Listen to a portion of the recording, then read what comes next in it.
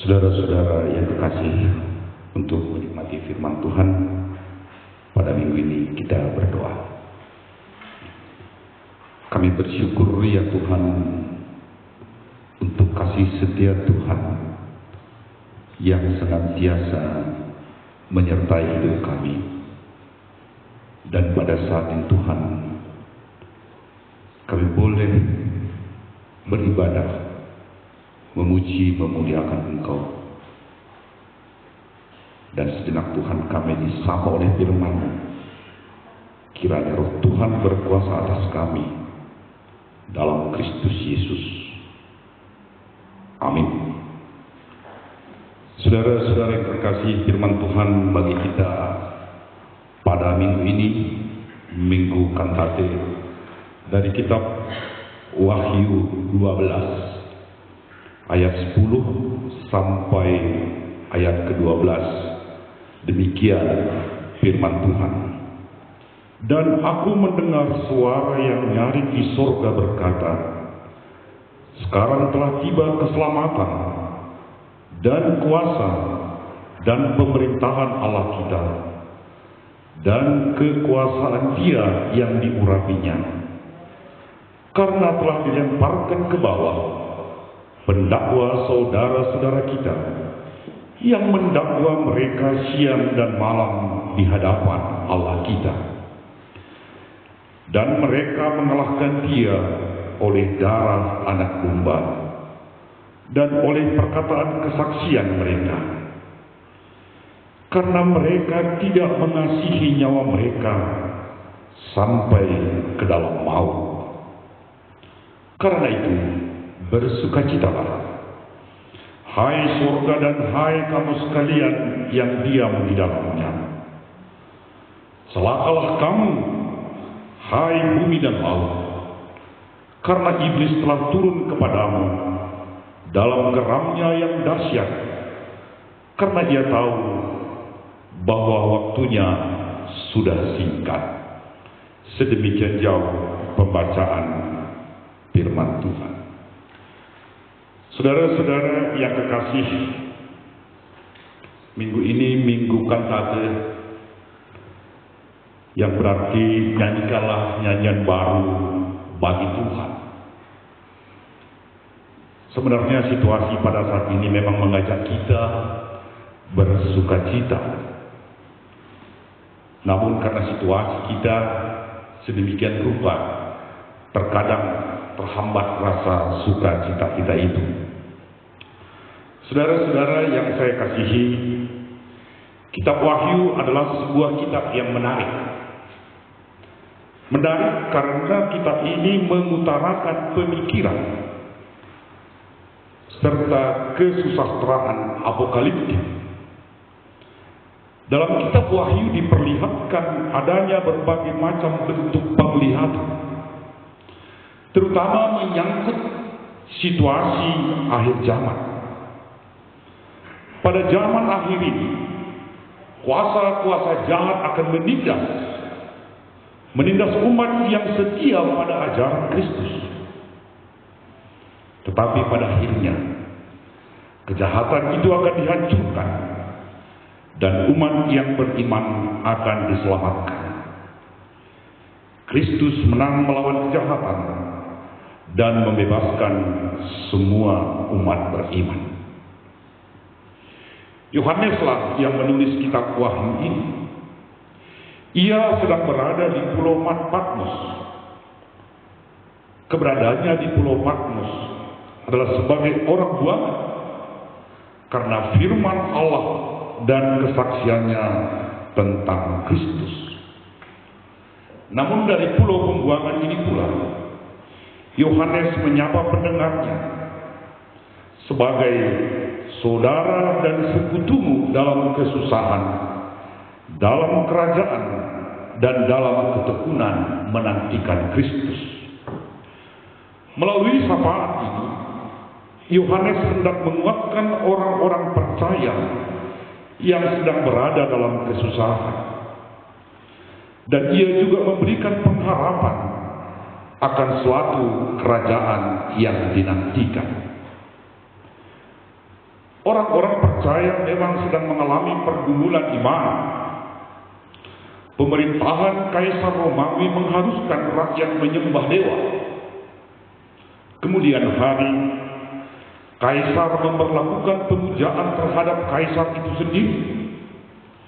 Lebih dahsyat lagi, pada masa pemerintahan Domitian, Kaisar dengan giat melaksanakan pendewaan atas dirinya sendiri. Ia menyebut dirinya sebagai Allah. Siapa saja yang tidak menyembah Kaisar itu akan dinyatakan sebagai penghujat Allah, serta dianggap sebagai pengkhianat kerajaan. Mereka yang menentang penyembahan terhadap dewa dan Kaisar akan ditangkap, dianiaya, dan dibunuh.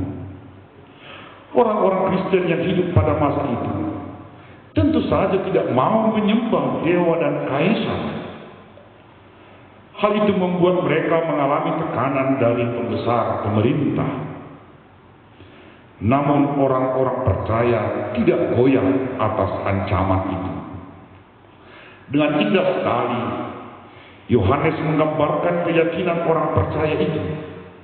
Terlihat dalam bacaan kita tadi pada ayat 4b dikatakan, karena mereka tidak mengasihi nyawa mereka sampai ke dalam maut.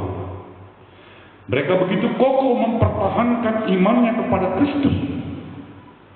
Akibatnya memang banyak orang Kristen yang menjadi martir.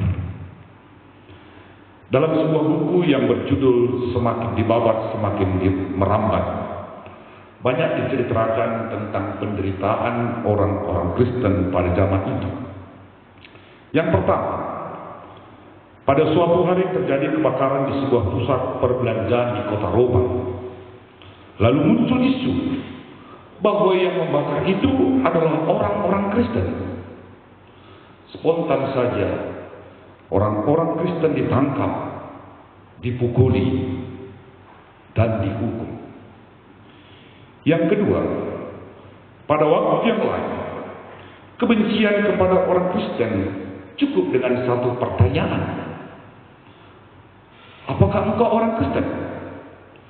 Jika orang itu mengatakan iya, maka ia akan dihukum mati. Yang ketiga, ada sebuah kematian, tetapi ada yang menarik dalam kematian ini. Seorang hamba Tuhan bernama Ignatius, ia dijatuhi hukuman dengan cara diberikan kepada singa untuk dimakan.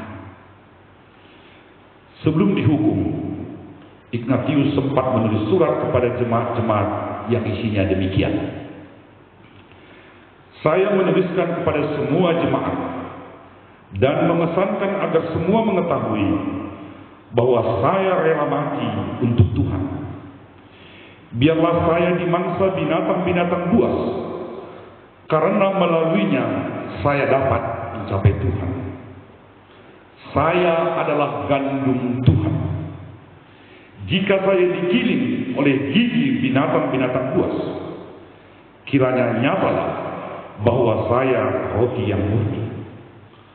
Lebih baik merangsang binatang-binatang buas itu untuk menjadi ukuranku, agar tidak ada yang tersisa dari tubuhku.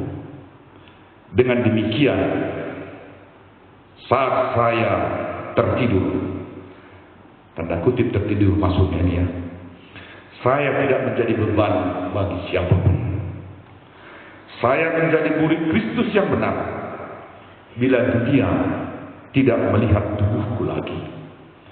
Berdoalah kepada Tuhan agar saya melalui semuanya itu.